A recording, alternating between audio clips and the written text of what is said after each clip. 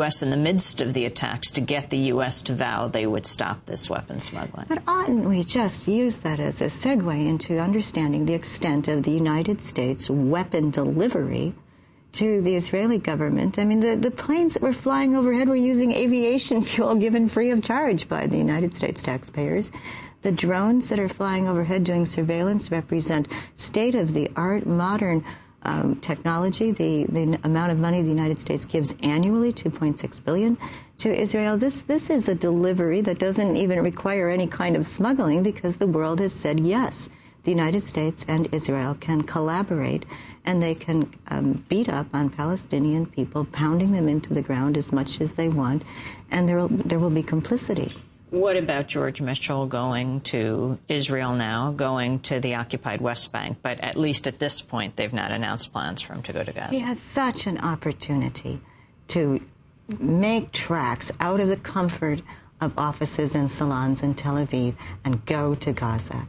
Ban Ki-moon did it. My hope is that he would go and stay for several days, that he would make a thorough tour of the Gaza Strip, and I hope that everybody in the United States who's tuned into his travel will encourage him to avail himself of what is a crucial opportunity to state his own desire to listen, as the President has instructed him to do.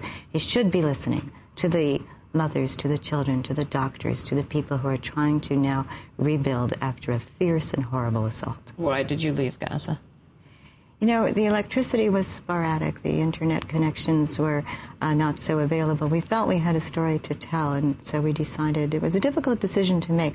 We decided, though, that it might be best to leave. But also the people giving us hospitality, I think, were a bit worried that they were becoming too high profile. I'll have to acknowledge that people are afraid of what the Hamas authorities might think of what they're doing, and housing two Westerners and shepherding them around the area was perhaps for the students beginning to become worrisome.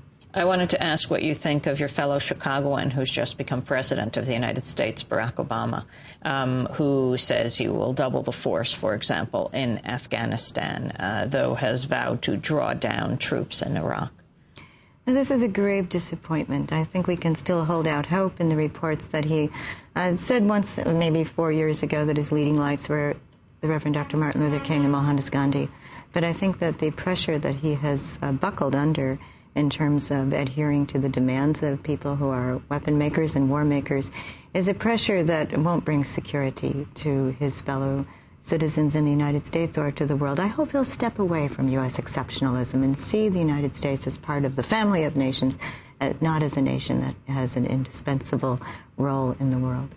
I'll never forget, not that I was there in Iraq when you were right before the invasion, but the scene described, I think we talked to you around then, of you holding a protest outside the U.S. Embassy right before the attack, and the journalists surrounding you, almost attacking you for what you were doing. Can you explain that scene? They were calling you a collaborator with Saddam Hussein for protesting the imminent attack. I have a pretty vivid memory of that day as well. We were in front of the United Nations compound, and we had a big sign that said, "No blank check for war." And Jeremy and others, Jeremy Scahill, had gone over to the prison just prior to that, where people had been released by Saddam Hussein. And I remember John Burns in particular. He was so angry. With John Burns of the New York Times. Yeah, with my belief that, in fact, we had a prison industrial complex in the United States that perhaps should bear scrutiny and attention, and that maybe what Saddam had done might be something that the United States could consider as well. But I have to say that after the war, after John Burns was kind of stuck in the Palestine Hotel in a staircase, at some point, at some risk to his own life, he pulled me over while he was with another group of reporters, and he said, "This is the person to go to if you want to hear the humanitarian story in Iraq." So I should probably add that part too. Were you saying he was, in a sense, apologizing to you? Oh, that might be a stretch, but at any rate, it didn't seem to be a relationship fraught by conflict. And what was the anger that was being expressed to you right before the invasion? I mean, these reporters were supposed to be covering your point of view, but they were arguing with you. Mm-hmm. Well, I think that the reporters were very, very angry at Saddam Hussein's regime, in part because they would be bounced out every 10 days and have to pay enormous amounts of money, which all went in order to come back into the country every 10 days. And that went to the Ministry of Tourism. Well, believe me, there was no tourism in Baghdad before the war. So in a sense, it went right into the pockets of the Mukhabarat, the Secret Service agency that was hounding them and tracking their every step.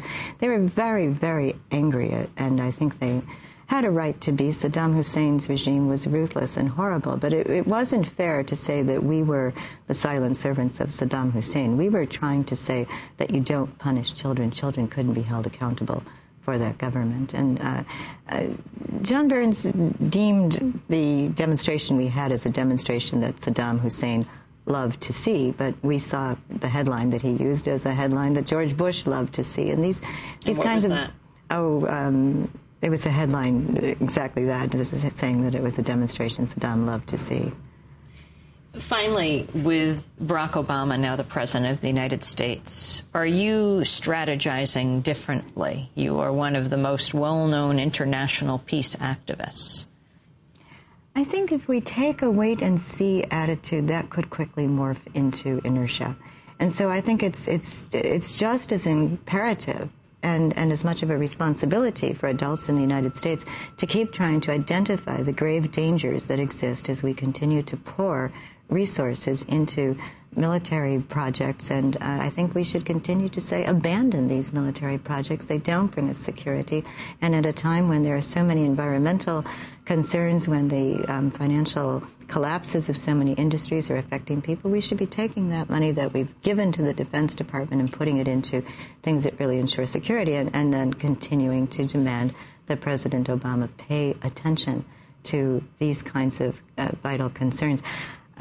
We camped outside his home for 19 days in Arctic temperatures in Chicago. I left in the middle to go to Gaza, what we called Camp Hope.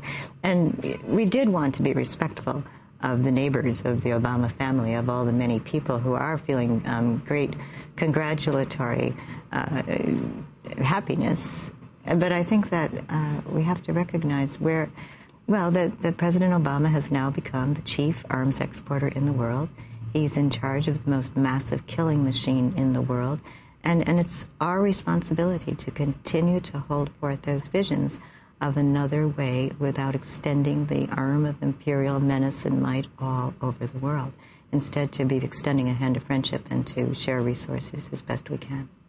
Kathy Kelly, I want to thank you for being with us. Kathy Kelly is Executive Director of Voices for Creative Nonviolence, a veteran peace activist, founder of Voices in the Wilderness. She's just returned from Gaza. She lives in Chicago when she's ever home. This is Democracy Now!, democracynow.org. We'll be back in a minute. Please tell me the reason behind the colors that you fly. Please tell me the reason you want us to unify. You say you're sorry, said there is no other choice. How can you feel sorry when you kill people with no voice? We can chase down all our enemies, bring them to their knees. We can bomb the world to pieces, but we can't bomb it into peace. Or we may even find a solution to hunger and disease. We can bomb the world to pieces, but we can't bomb it into peace.